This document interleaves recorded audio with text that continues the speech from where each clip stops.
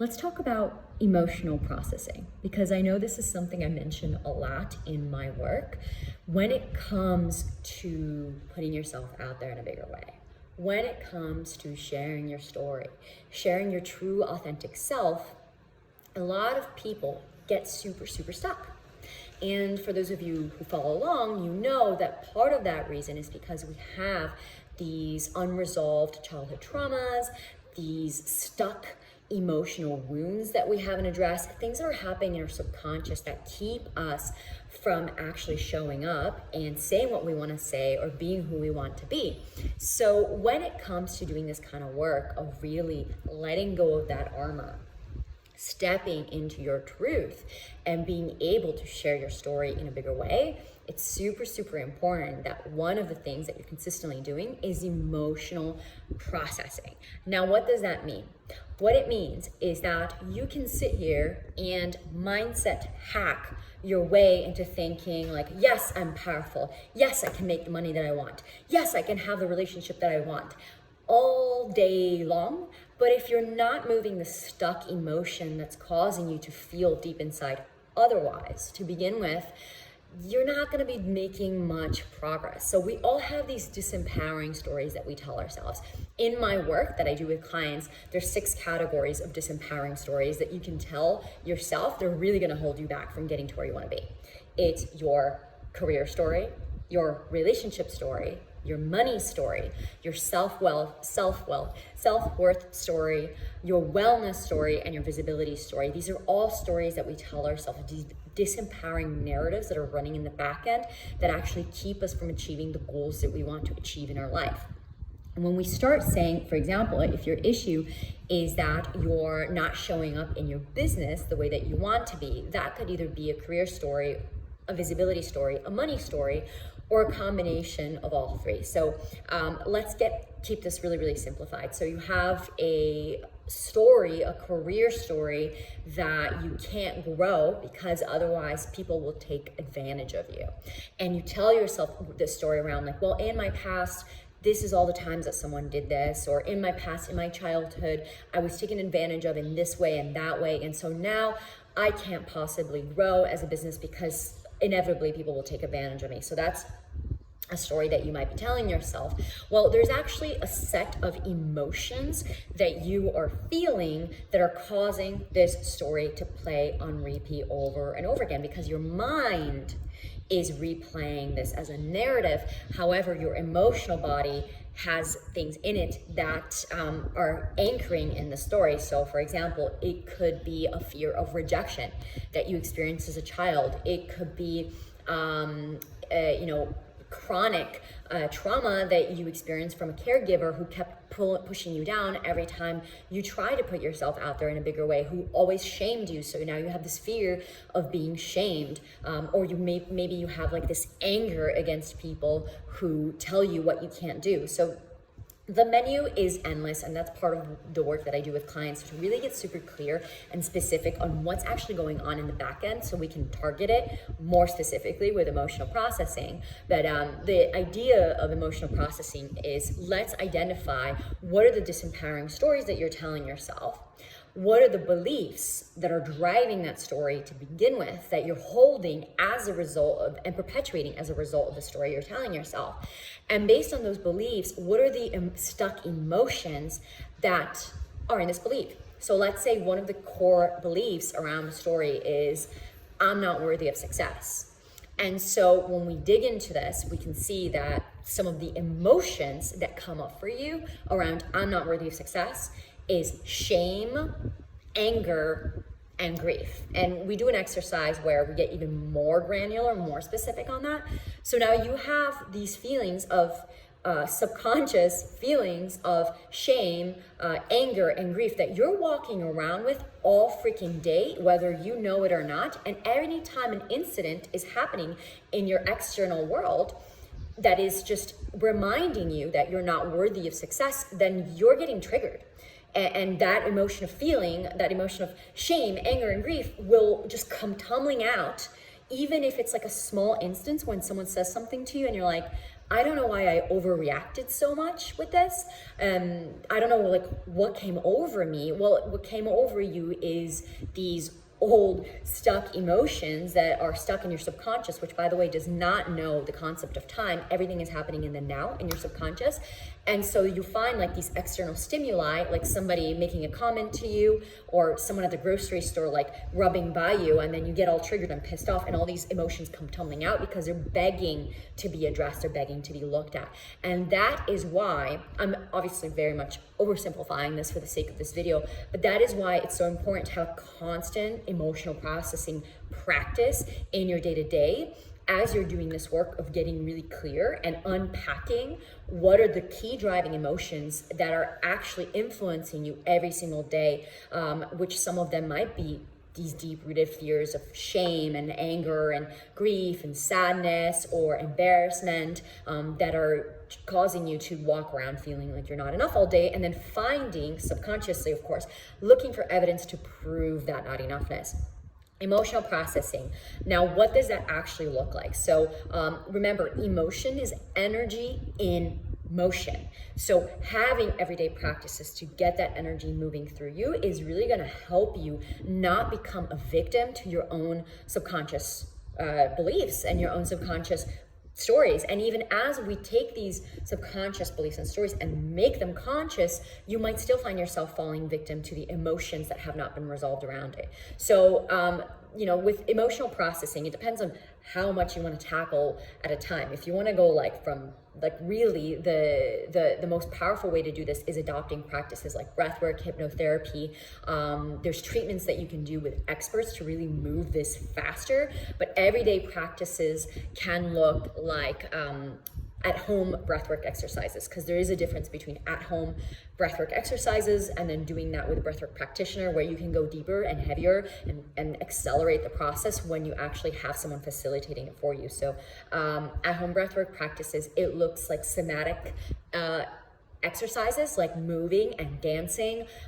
It looks like other somatic exercises like screaming into a pillow, jumping around. There's honestly such a vast menu of ways that you can move, can do emotional processing. But I'm just gonna give you like 3 examples to there's so many, and the reason why I'm not just sharing them all is because it really does, and part of the work that I do with clients is making sure that the exercises are specifically tailored to your needs and your emotions and your beliefs and your disempowering stories.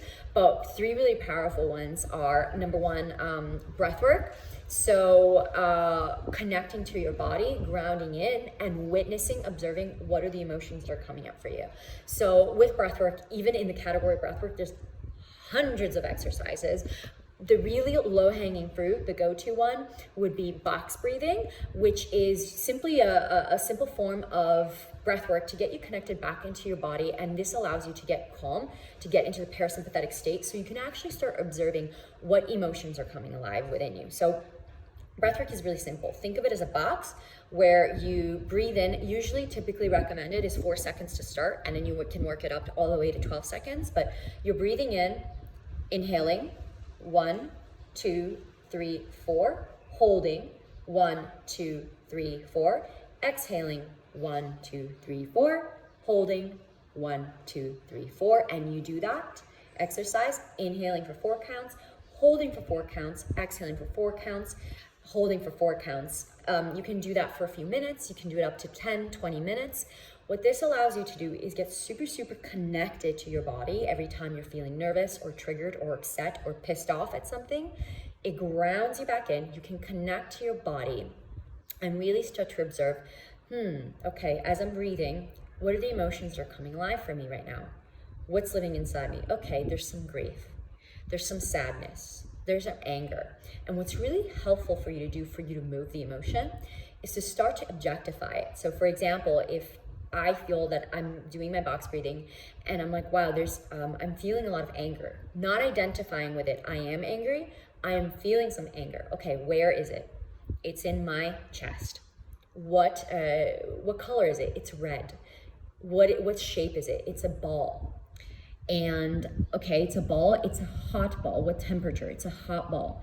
And now you're seeing this red hot ball of anger formulating in your chest without personally identifying with it. You're objectifying it, which is really powerful hypnotherapy / NLP technique, because then you can detach yourself from associating with the emotion, which is what makes you get all clouded and confused and go crazy to begin with. And so you have this little hot ball, and now that you're noticing, what you can do is you can start playing with your breath to start moving this through your body. So for example, another breathwork exercise, once you objectify the emotion, would be to breathe in, inhaling, and imagining yourself wrapping your breath around this little red hot ball, and then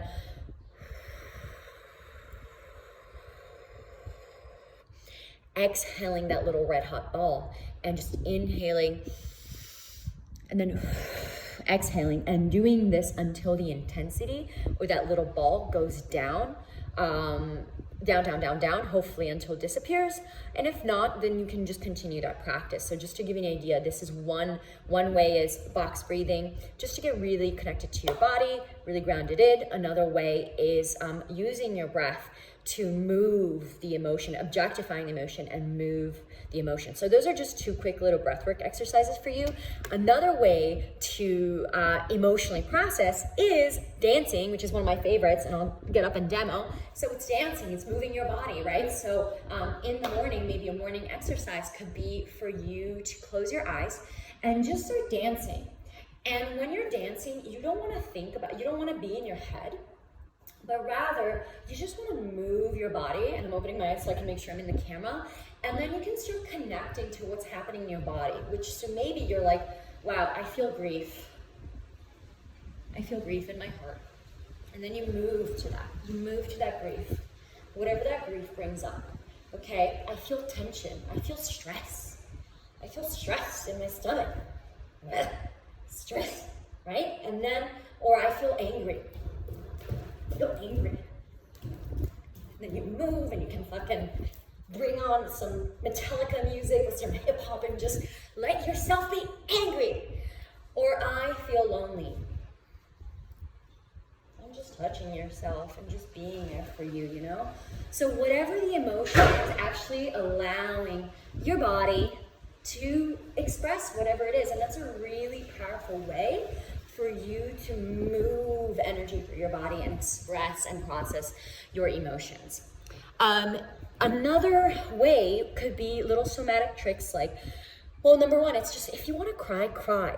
And don't give it a story, just fucking cry and let yourself have it. Or something that I really do, because I'm a hothead, and one of my past is I have a lot of anger from my past life, my past lives and my life in the past, but that needs to move through. So one of my go-to emotions, because we all have favorite emotions, it's like you're depending on what you learned as a child and how you were trained subconsciously by your parents, watching your caregivers and how they treated you, you have certain emotions that you reject and certain ones that are your go-to. And for me, it's anger. For some people, it's sadness. For other people, it's alienation, which can be an emotion.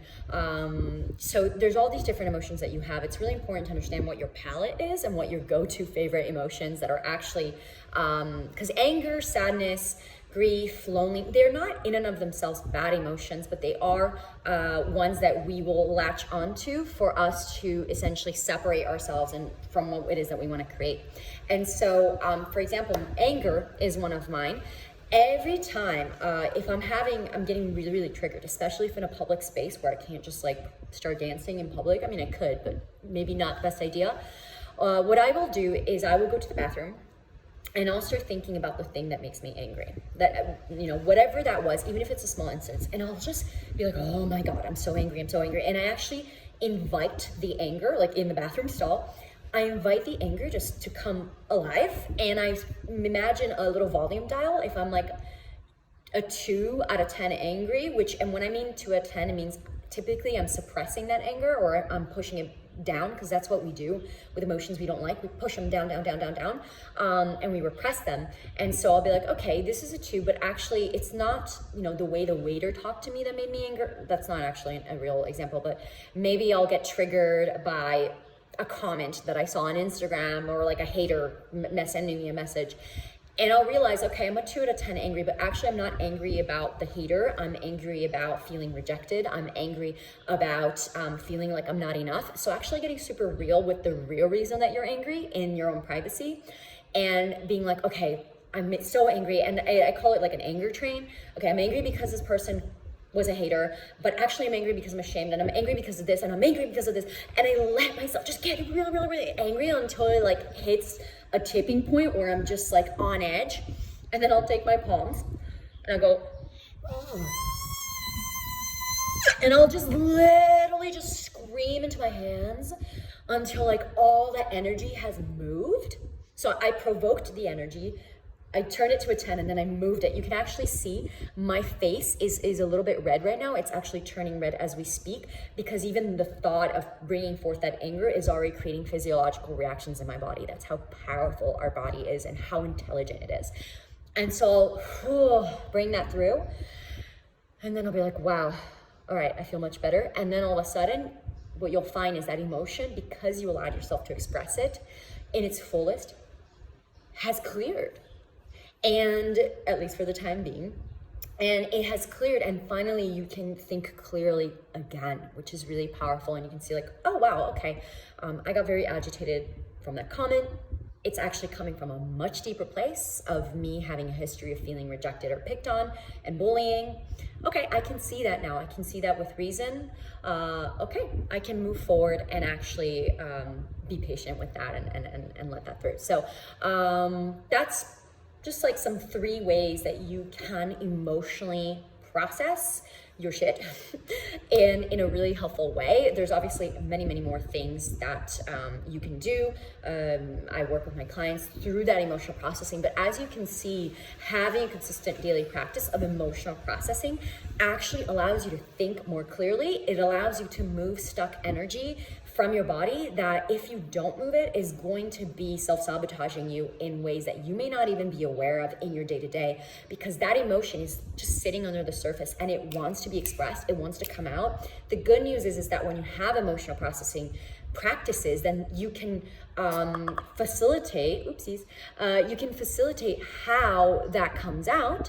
But if you don't have these practices, it's just going to come out when it feels like coming out, and sometimes it will feel like you're exploding and you're not going to feel like you're in control, which is very uncomfortable and unpleasant. So get your emotional body on board, because as long as your emotional body is on board, then you're going to be able to use your mind sharper and clearer, which means you get to make smarter, better decisions in your life and in your business, and you get to express yourself in a way that is integrated and clean, instead of projecting your shit unconsciously all over everyone else, which they're going to pick up on in your videos, in your messaging. It's really It's really hard to hide your subconscious patterns and your repressed emotions on the outside from people, because it does come through in the way that you speak, it comes through in your energy, it comes through in the way that you present yourself. So even though you might think you're hiding it, it does come through, which is why it's so important to do this clearing work.